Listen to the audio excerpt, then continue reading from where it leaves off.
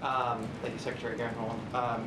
The President has said of the war in Ukraine and the subsequent price hikes that have resulted that, quote, "we will be stronger and the world will be stronger and less reliant on fossil fuels when all this is over." So I'm wondering, does he fear that by pausing the gas tax, that by giving a sort of gas-addicted economy another hit, that he might be slowing that transition away from fossil fuels? I think what he's most concerned about is what real people are experiencing right now in their pocketbooks. This, especially for moderate, for low-income people who have no choice, that they have to get to work. This is really what the President is fixated on. How do we provide relief to real people? We want to, and we must move to a clean energy future.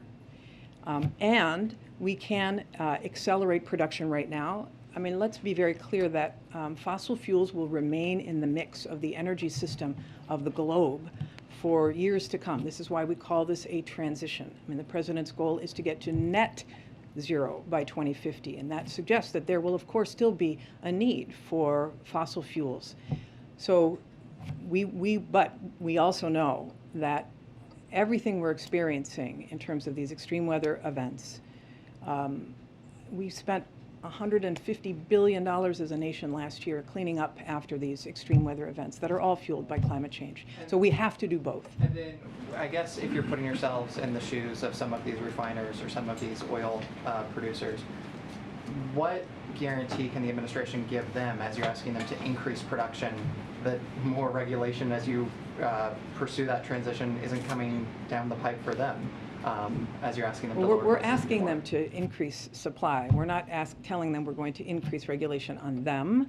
We are hopeful that they will see the opportunity of investing as well in this clean energy future. In fact, a number of these refineries have transitioned to biofuels, and that's good. We want to see them be part of this clean energy future as well. So we want to build more energy. We want to build clean energy, and we know that ultimately that's where our security will lie. Thank you, Secretary. Secretary Granholm, you and the President have framed this war in Ukraine as the primary driver of the spikes in energy costs. That's the largest contributor to overall inflation. But the Fed chairman was on the Hill today, testified, he was asked a question, is the war the primary driver of inflation? And his answer was no. How do you square that? Is he wrong? I didn't hear what he said on that, but I think most people acknowledge that the price of fuel is a big driver of inflation. And in fact, they've put large percentages on it. And so we know that the war in Ukraine, having driven up the price of fuel because it crimps supply. It's a total supply and demand question. We've got to make up for the million barrels per day that have lost. We will have a demand problem when China opens up after COVID. There will be additional upward pressure on supply. This is why we need, not just in the U.S., but we need globally more supply brought on board.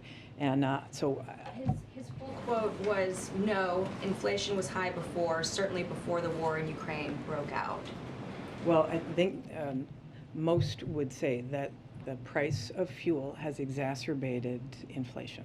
And is there any concern that this gas tax holiday will increase demand and then thereby increase inflation? Some economists and analysts have been raising that. Yeah, I understand that. And I also know that this president is focused on costs for real people as well. And this cost of gas is the most tangible, most real for people at the pump. So he wants to do everything. He understands the importance of it.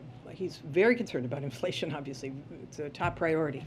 And he's also concerned about this price at the pump, and he's going to do what he can to resolve that.